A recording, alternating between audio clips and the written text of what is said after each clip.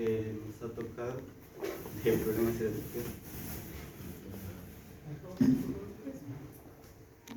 Los integrantes del grupo somos Noelia Alarcón, Coveñas Paredes, Teresa Carlos y Marchena Martínez. Bueno, lo que hoy vamos a tratar primero vendría a ser la República Aristocrática, la Patria Nueva, nuevas propuestas políticas y la aparición de los partidos políticos, el gobierno revolucionario de la Fuerza Armada y por último el Fujimorato. Bueno, comenzamos con la República Aristocrática. Esto se dio más o menos en los años 1895 hasta 1919. Fue un periodo caracterizado mayormente por un predominio político, social y económico, en el cual lo gobernaban los aristócratas. Una de las características principales fueron su economía. ¿En qué se basaba esta economía? Pues en la agroexportación de los productos peruanos. También tenemos el control oligárquico, que como ya mencioné, el poder político estaba a manos de los aristócratas.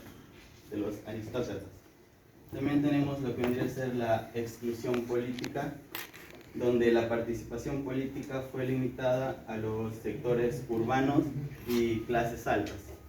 Como explica aquí, a los iletrados no le dejaban votar todavía. También tenemos lo que son las influencias extranjeras, donde hubo un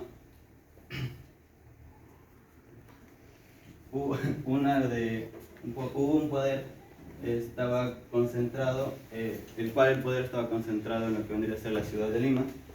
También tenemos el descontento social, donde las empresas extranjeras, especialmente los británicos, estaban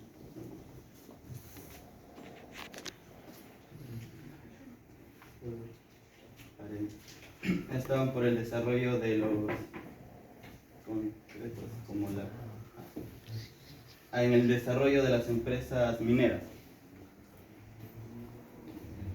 Y también, por último, tenemos el fin de la República Aristocrática, donde fue el periodo, terminó con el ascenso de Augusto Leguía en 1919, quien instauró un gobierno autoritario conocido como el Océano de Leguía.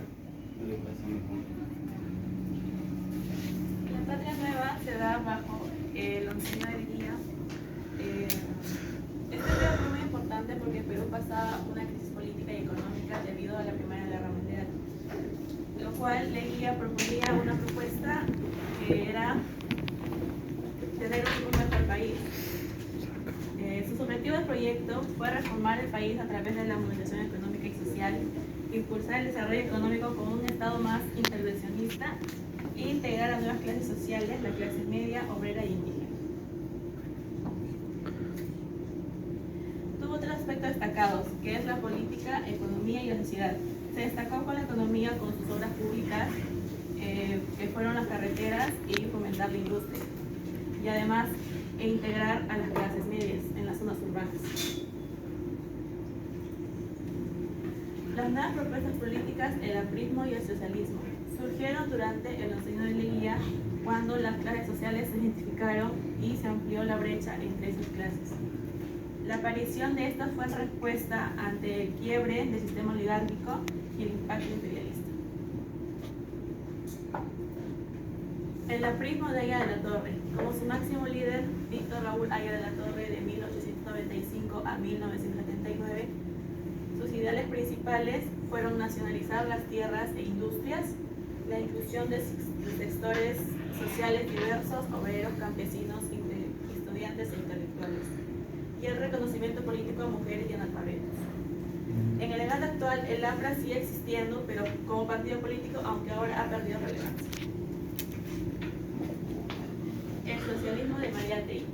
Su líder, José Carlos Mariátegui, de 1894 a 1930, Sus ideales principales, la integración del campesino indígena como sujeto revolucionario. Él, al contrario de Aya de la Torre, él no confiaba mucho en las clases medias y lo veía más como un agente revolucionario que como agente de cambio.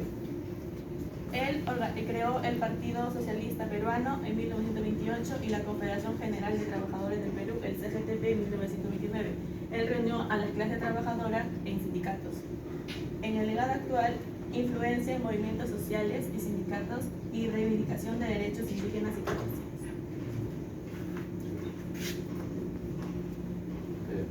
Aparición de partidos políticos y movimientos sociales durante la crisis del orden oligárquico.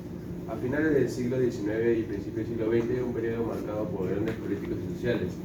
El orden oligárquico se basaba en una élite terrateniente que controlaba el poder político y económico, dejando fuera a amplios sectores de la población. La organización económica, como el auge de las exportaciones, generó una mayor urbanización y consolidación a nuevos actores sociales.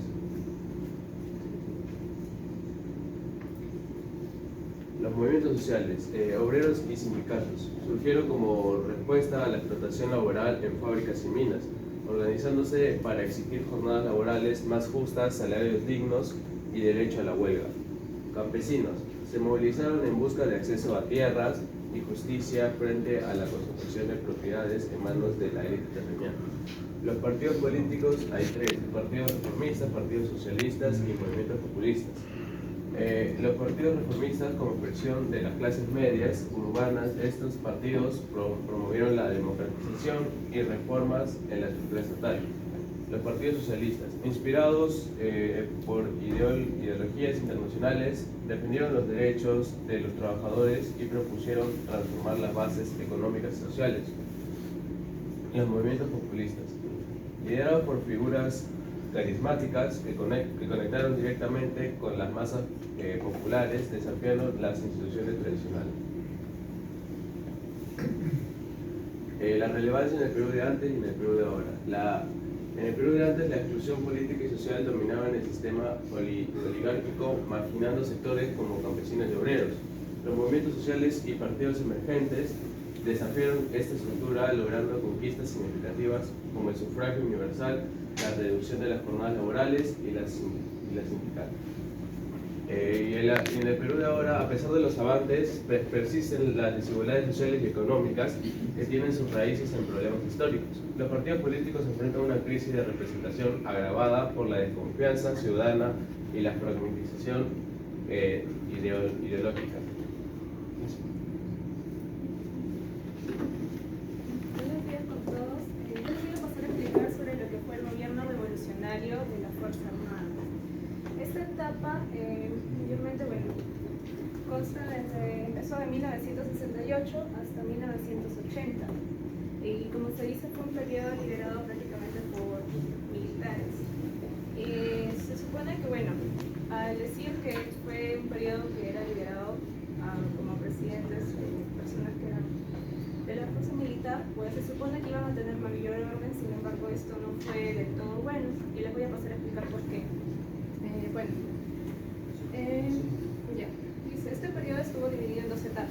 La primera, que fue por Juan Velasco Alvarado, que fue de 1968 hasta 1975, y la segunda etapa de Francisco Morales Bermúdez. He puesto imágenes de ellos para que puedan reconocerlos, porque de verdad sí son personajes relevantes, al menos en la historia en ese país.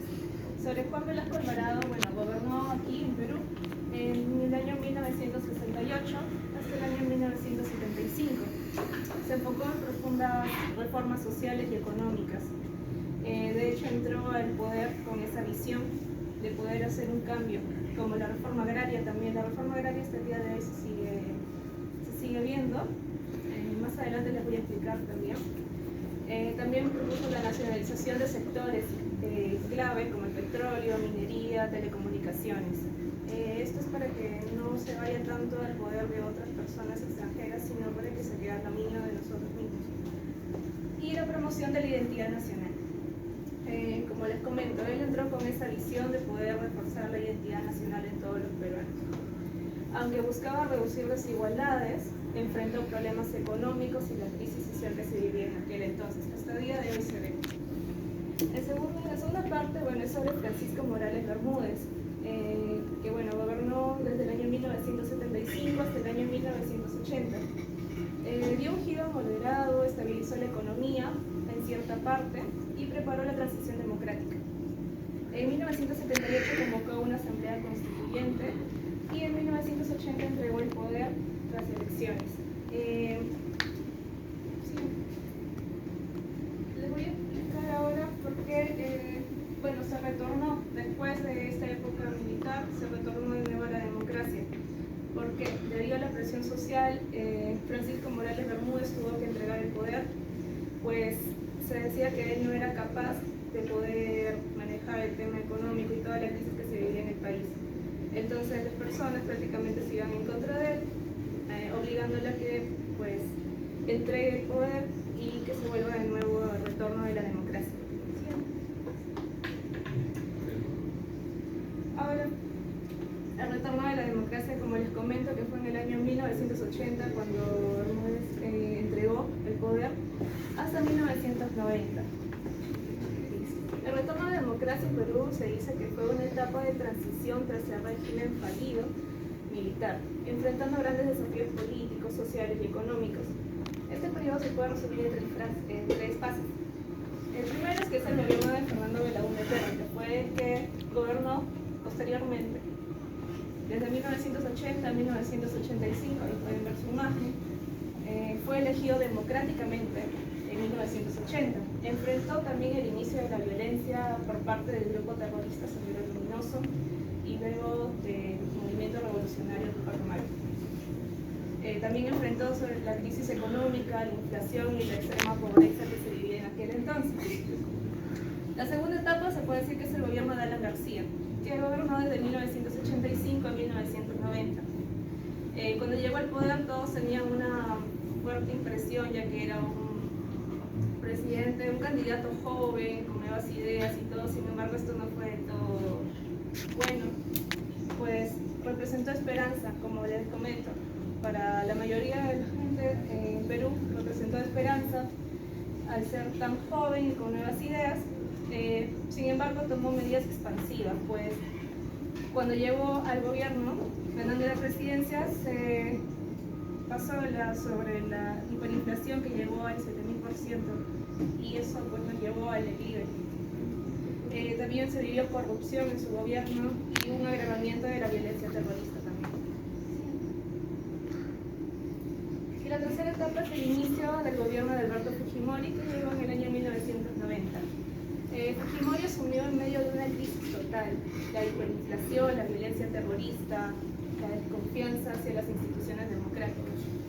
Tomó sus medidas, es cierto, sin embargo, bueno, también medidas extremas.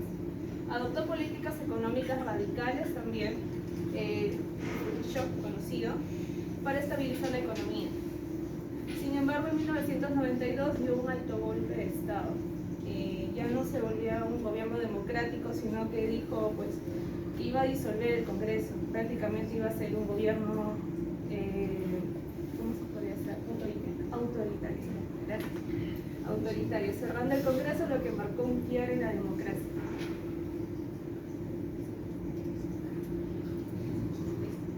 Y con ello, bueno, en contraparte tenemos el surgimiento del Sendero Luminoso y el movimiento revolucionario Tupac Amaru, que es lo que se diría pues paralelamente con todo lo que les estaba comentando sobre los políticos. El surgimiento de estos dos grupos se dio en las décadas de 1970 y 1980. Como les comento, fue paralelamente mediante todo el gobierno que les estaba comentando. En un contexto de desigualdad social, pobreza extrema y exclusión de las comunidades rurales. Tenemos dos grupos, Sendero Luminoso y el movimiento revolucionario Tupac Amaru. Pueden ver sus banderas simbólicas de cada uno. Sendero Luminoso fue fundado en el año 1980 por Abigail Guzmán. Era un grupo maoísta que buscaba imponer un régimen comunista mediante una lucha armada. También todos sabemos que cometió pues actos terribles contra la población, donde muchas personas inocentes tuvieron que pagar. Tenemos también el movimiento revolucionario Tupac Amaru, que surgió en el año 1984 con una ideología marxista marxista-leninista, inspirado en la Revolución Cubana. A diferencia de Sendero, combinaba acciones armadas con discursos políticos. Sin embargo, como les comento, más que nada, en mi opinión personal, creo que estos dos fueron fachadas porque tal vez comenzaron con la idea de poder sacar, por decir, sacar pecho por la población. Sin embargo, creo que abusaron del poder y más que nada actuaron con violencia sin razón alguna.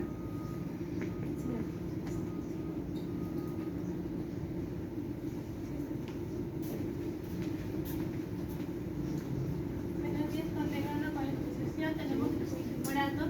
En primer lugar, el Fujimorato se refiere a un periodo de gobierno de Alberto Fujimori en el año 2000 que empezó. Este también durante la época de 1990, Perú enfrentaba diversos problemas como la hiperinflación, el desempleo elevado y una creciente violencia debido a la actividad de grupos terroristas como Sendero Luminoso y el movimiento revolucionario Tupac Amaru. En este contexto, Fujimori fue elegido ya que tenía muchas promesas como estabilizar la economía y combatir el terrorismo. En primer lugar, presentó muchas reformas económicas prometiendo la liberalización de la economía, la privatización de empresas estatales y medidas de austeridad fiscal. Estas políticas lograron controlar la inflación y la estabilidad económica, pero también llevaron a niveles de pobreza y desigualdad social. En segundo lugar tenemos la lucha contra el terrorismo. Su gobierno adoptó varias estrategias que vamos a hablar más adelante para combatir la violencia terrorista, como vemos en la imagen, pero también se vio acompañado de muchas violaciones a los derechos humanos. Una captura importante fue la de Abimael Guzmán, líder de Sendero Luminoso, en el año 2002. Esto marcó un punto clave en el Perú. Como vemos, la respuesta de su gobierno contra el terrorismo fue las medidas de seguridad en primer lugar. Adoptó una serie de medidas que incluían aumento de presencia policial, los militares en las calles, como el grupo SEIN y la implementación de un estado de emergencia en áreas afectadas por la violencia.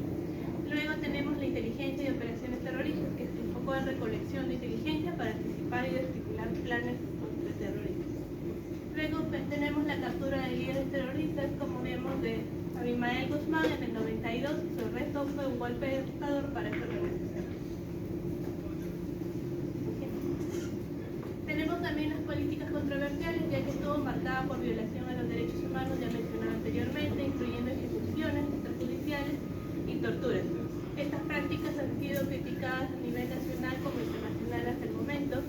También tenemos la desactivación de coches bombas. Las fuerzas de seguridad mejoraron sus capacidades para detectar y desactivar estas rápidamente ante amenazas inminentes de que se veía en cada esquina de cada calle.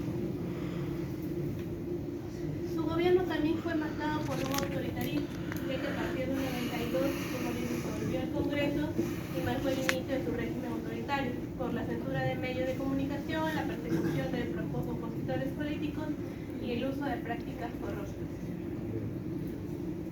También vemos la corrupción y el escándalo.